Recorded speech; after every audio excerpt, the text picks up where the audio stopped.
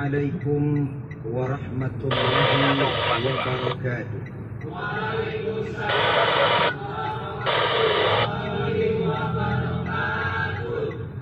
بسم الله الرحمن الرحيم. الحمد لله رب العالمين، والصلاة والسلام على أشرف المرسلين وعلى آله وأصحابه المجاهدين الطاهرين. أما بعد. Saudara-saudara kaum muslimin rahimakumullah, sebagai kelanjutan dari pembicaraan kita tentang serial para nabi, maka pada pertemuan kali ini kita akan membicarakan riwayat tentang Nabi Sulaiman alaihi salam dan Ratu Balqis.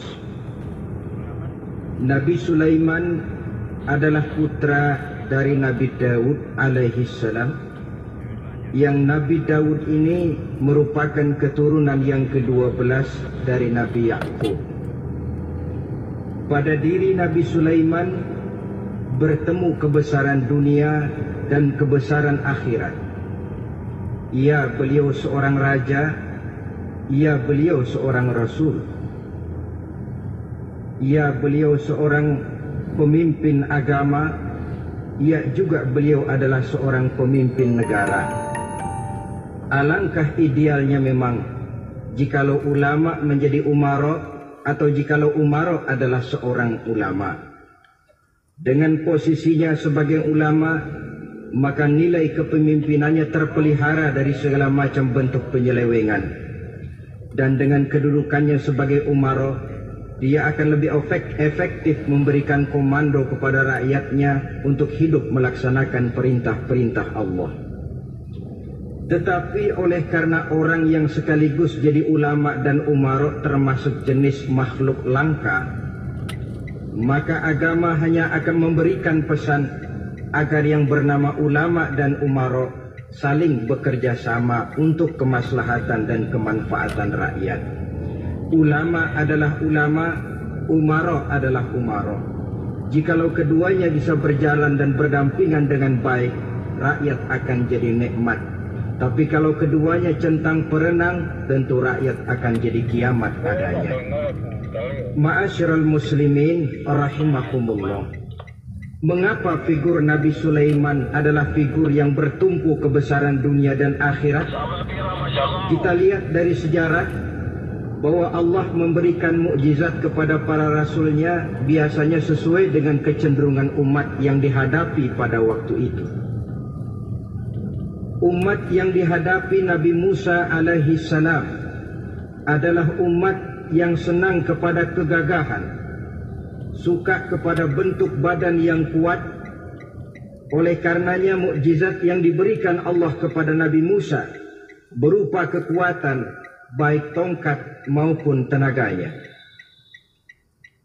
Sebaliknya, umat di zaman Nabi Isa alaihi salam cenderung berbangga dengan kemahirannya di bidang ilmu kedokteran dan ketabiban.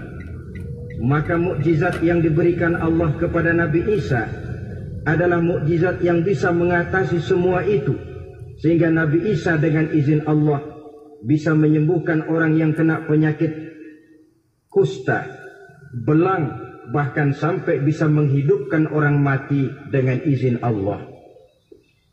Di zaman Nabi Muhammad sallallahu alaihi wasallam, kecenderungan umat kepada kemampuan bersyair, sehingga ketika itu yang dihargai adalah ujung tombak dan ujung pena. Ujung tombak dalam arti pahlawan perang, dan ujung pena dalam arti seniman dan penyair. Maka di antara mukjizat terbesar yang diberikan kepada Nabi adalah Al-Quranul Karim, yang keindahan gaya bahasanya tidak seorang penyair pun sanggup menandinginya.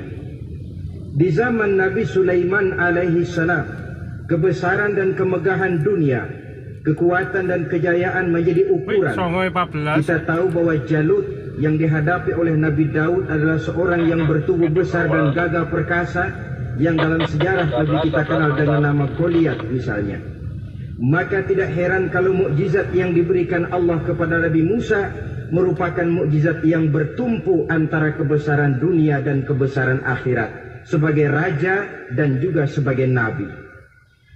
Tetapi yang patut menjadikan pelajaran buat kita terhadap seluruh kebesaran yang diberikan itu, Nabi Sulaiman berkata, "Haza min fadli Rabbi liyabluwani aashkuru am akfuru." Semua ini, kekuasaan dan kebesaranku, kejayaan dan kekayaanku adalah anugerah Tuhan untuk menguji diriku. Adakah aku menjadi bersyukur karenanya atau malah aku menjadi ingkar karenanya? Alangkah baiknya jikalau ucapan Nabi Sulaiman ini kita bisa resapi dan kita bisa terapkan dalam kehidupan ini.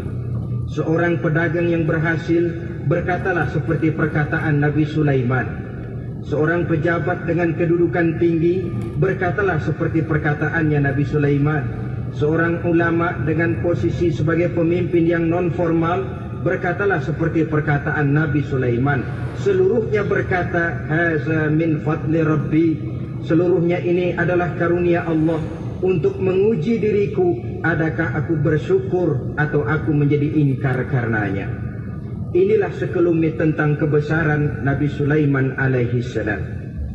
Pada usia 13 tahun, beliau sudah mewarisi kerajaan ayahnya Nabi Daud dengan meninggalnya Nabi Daud alaihi salam. Dan sejak itu keistimewaan Nabi Sulaiman alaihi salam sudah nampak dalam kehidupan. Beberapa keistimewaan bisa kita catat dari pribadi Nabi Sulaiman ini. Pertama, beliau cerdik, cerdas dan bijaksana, dan tentu saja harus begitu. Kalau Rasul goblok, mana ada umat yang mau ikut. Tetapi kecerdikan dan kecerdasan serta sifat bijaksana ini nampak dari beberapa kisah yang pernah dihadapinya. Pertama, di saat beliau berumur 11 tahun, ketika itu yang menjadi raja adalah ayahnya Nabi Daud, datang mengadu seorang petani bahwa sawah ladangnya, tanaman-tanaman yang ditanamnya habis dimakan oleh binatang ternak dari tetangga di sebelahnya. Maka ia mengajukan usul agar binatang ternak yang memakan tanam-tanamannya itu diberikan saja kepadanya. Nabi Daud meluluskan permintaan petani ini, tapi Nabi Sulaiman berkata, "Ayah, maafkan saya. Kalau boleh saya mengajukan usul, jangan seluruh binatang ternak gembala itu diberikan kepada petani. Akan lebih baik kalau binatang ternak yang memakan tanam-tanamannya itu diberikan kepada si petani selama 1 tahun. Apabila ia berkembang biak, beranak, hasil susunya seluruhnya selama 1 tahun itu boleh dimanfaatkan oleh petani tadi. Dengan demikian saya rasakan ini merupakan satu yang lebih adil ketimbang yang tadi itu." Keputusan Nabi Sulaiman ini diterima baik oleh ayahnya, oleh si petani dan oleh si gembala tadi. Pada usia 11 tahun ia sudah menunjukkan kecerdikan, kecerdasan dan sifat yang bijaksana. Contoh yang kedua, ada 2 orang ibu yang pada saat akan bekerja di ladang masing-masing meletakkan bayinya di satu tempat. Lalu keduanya pun asyik pergi bekerja. Sedang kedua ibu itu bekerja dengan asyiknya, datanglah seekor serigala menerkam salah seorang anak bayi tadi. Dan kemudian dibawanya. Tinggallah anak bayi seorang. Ketika kedua ibu tadi kembali ke tempat dia meletakkan anaknya, maka keduanya lalu berebut anak yang satu itu. Jadi kasus berebut bayi rupanya memang sudah ada dari dulunya. Yang satu berkata itu anaknya, yang lain mengaku itu pun juga anaknya. Akhirnya keduanya mengadu kepada Nabi Sulaiman. Masing-masing ngotot, tidak ada yang mau mengalah. Akhirnya kata Nabi Sulaiman, "Kalau kamu berdua tidak ada yang mau mengalah, sudahlah begini saja. Berikan bayi itu kepada saya, akan saya belah 2 supaya adil. Masing-masing kamu bawa sarang sepotong." Ibu yang seorang berbinar matanya, kelihatannya gembira dengan keputusan itu. "Saya setuju Nabi Sulaiman, ini keputusan yang sangat adil. Betul, belah 2 saja bayi itu." Tapi ibu yang seorang malah berurai air matanya, membasahi pipinya. Ya Sulaiman, daripada Tuhan belah dua anak itu, biarlah berikan saja kepada ibu yang mengaku tadi itu. Tidak sampai hati saya melihat anak yang begini ini harus menjadi korban. Biarlah dia diasuh oleh ibu yang mengakuinya tadi, asal dia tetap hidup. Nabi Sulaiman tersenyum lalu berkata kepada ibu yang berurai air mata tadi, ambillah anak ini bu, karena ia memang benar anak ibu. Sebab sekejam-kejamnya hati seorang ibu tidak akan sampai melihat anaknya dibelah dua. Adapun engkau ibu yang gembira, engkau sesungguhnya ibu yang kurang ajar. Cuma sekedar ngaku-ngaku, buktinya anak mau dibelah dua kamu setuju. Ibu macam apa kamu anak dibelah dua setuju? Akhirnya ibu yang satu itu menerima hukuman yang setimpal karena mengakui sesuatu yang bukan haknya. Di sini kita lihat kebijaksanaan yang dimiliki oleh Nabi Sulaiman alaihi salam. Bukti yang ketiga, pada waktu beliau mengadakan jihad fisabilillah, beliau mengadakan mobilisasi dana. Tidak cuma manusia, binatang seluruhnya ikut memberikan sumbangan. Ketika datang gajah, gajah nyumbang kerbau. Datang kerbau, kerbau nyumbang kambing. Datang kambing, kambing nyumbang ayam. Datang ayam nyumbang burung. Datang burung nyumbang balang. Datang balang nyumbang semut. Gajah yang nyumbang kerbau ngelihat balang nyumbang semut ketawa. Hei semut, balang, Nabi Sulaiman kamu berikan semut untuk apa kayak gitu kecilnya? Lihatin dong saya nyumbang kebo, kata gajah. Nabi Sulaiman tersenyum seraya bersabda, al-hadiyatu biqadril muhdi. Pemberian itu memang sesuai dengan kemampuan orang yang memberi. Kalau gajah nyumbang kerbau itu wajar saja. Gajah besar sumbangannya pun besar. Sebaliknya kalau balang nyumbang semut itu juga memang pantas. Balang kecil sumbangannya pun kecil. Yang tidak wajar kalau ada balang mau nyumbang kerbau, ada gajah nyumbang semut. Di sini kelihatan watak yang bijaksana dari Nabi Sulaiman alaihi salam. Ini merupakan ciri keistimewaannya. Setiap rasul dibekali dengan sifat ini yang namanya sifat fatona. Cerdik, cerdas, dan bijaksana. Yang ini memang merupakan mukjizat. Kecerdasan seorang rasul tidak merupakan hasil sekolahan, tapi merupakan bimbingan wahyu semata-mata, dan ini yang tidak bisa ditandingi oleh manusia. Jadi jangan lalu ngambil dalih Rasul aja nggak sekolah pintar lalu ikut nggak sekolah, ya goblok terus. Itu khususiyat kok. Sifat yang namanya fatona itu merupakan bimbingan daripada wahyu. Adapun manusia, jikalau dia mau cerdik, jikalau dia mau cerdas, jikalau dia mau bijaksana, dia harus belajar. Dia lewat bangku sekolah, dia lewat teman bergaul, dia lewat bertanya kepada orang-orang pandai, atau autodidak dengan hidup banyak membaca dari kehidupan ini.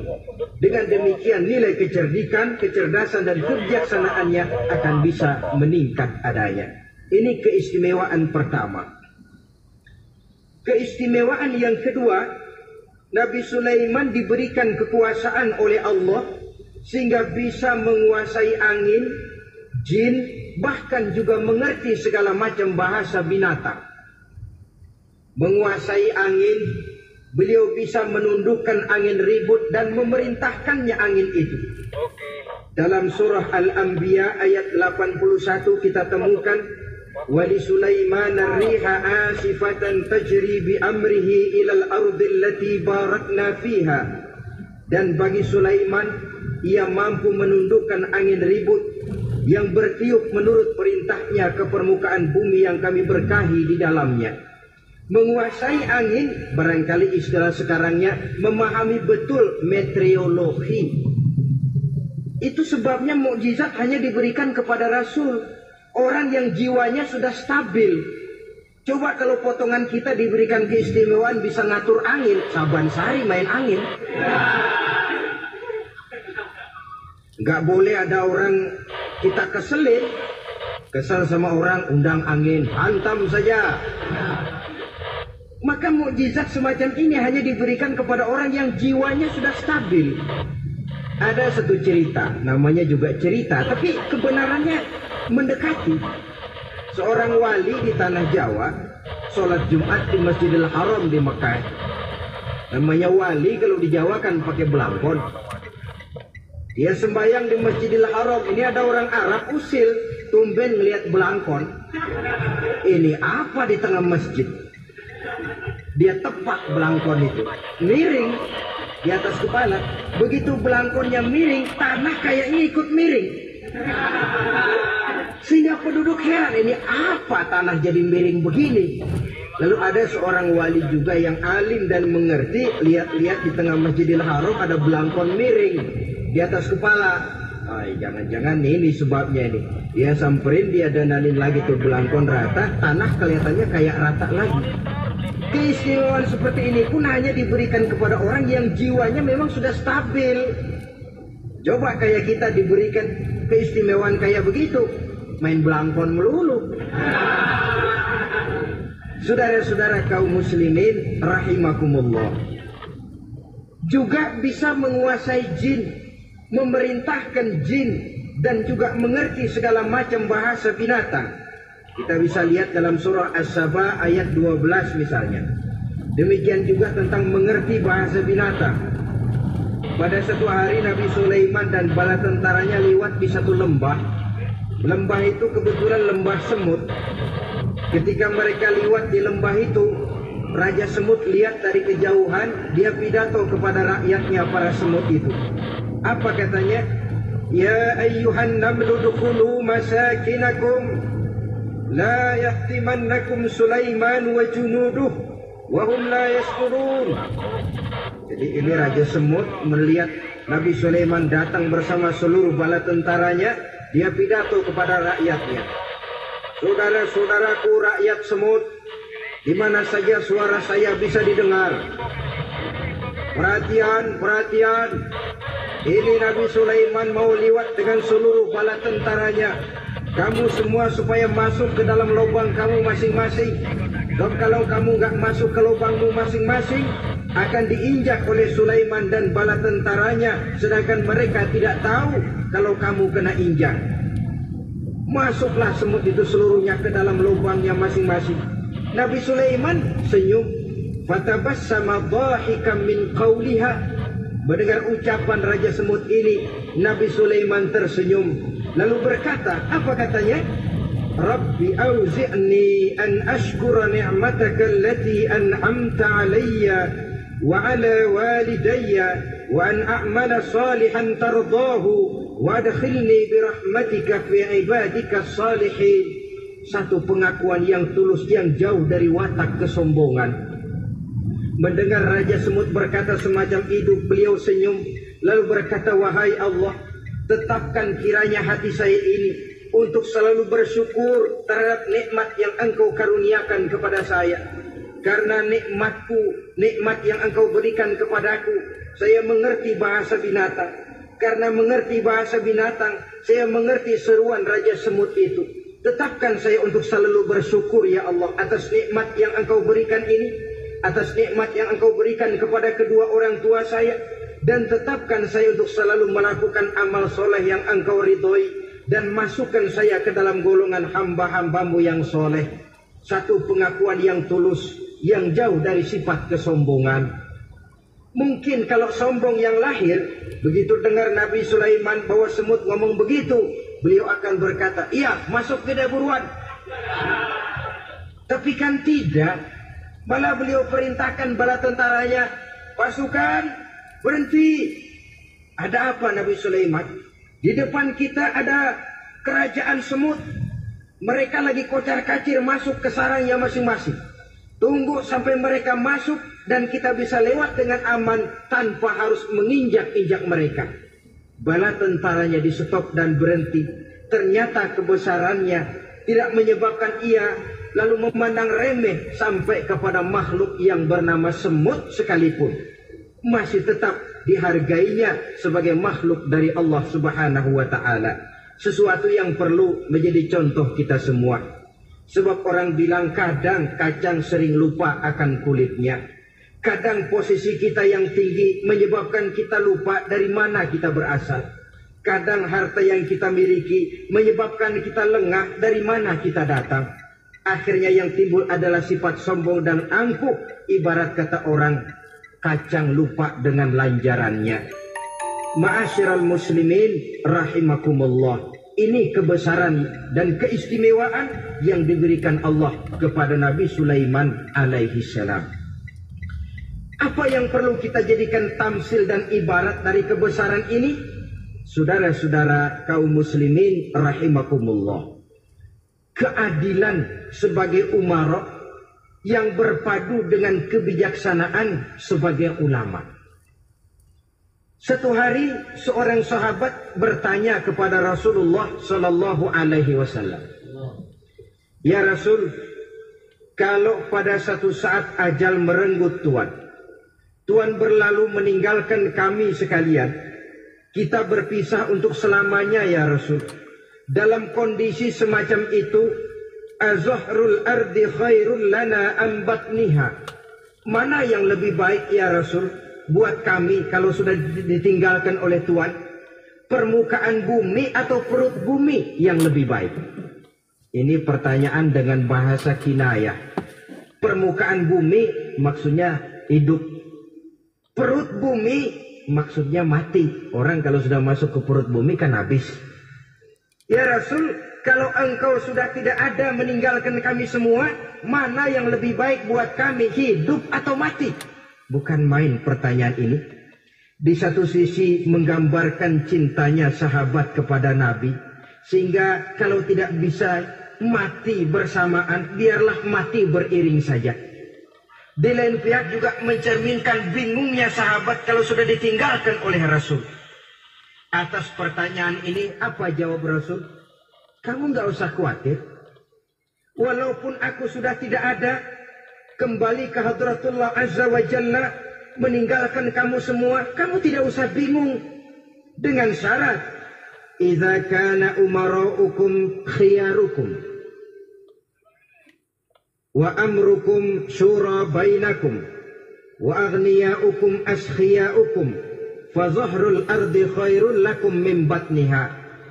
Kalau saja para umara, kalau saja pemimpin-pemimpin kamu adalah orang-orang yang terbaik di antara kamu, dan seluruh persoalan yang kamu hadapi dapat kamu musyawarahkan dengan baik, lalu orang-orang kaya di antaramu adalah orang-orang yang dermawan, ketika itu walaupun aku sudah tidak ada, hidup lebih baik daripada mati. Permukaan bumi lebih baik daripada perut bumi. Dengan catatan 3 tadi. Pemimpinmu orang yang terbaik di antara kamu. Segala persoalan kamu musyawarahkan. Dan orang kayamu orang dermawan.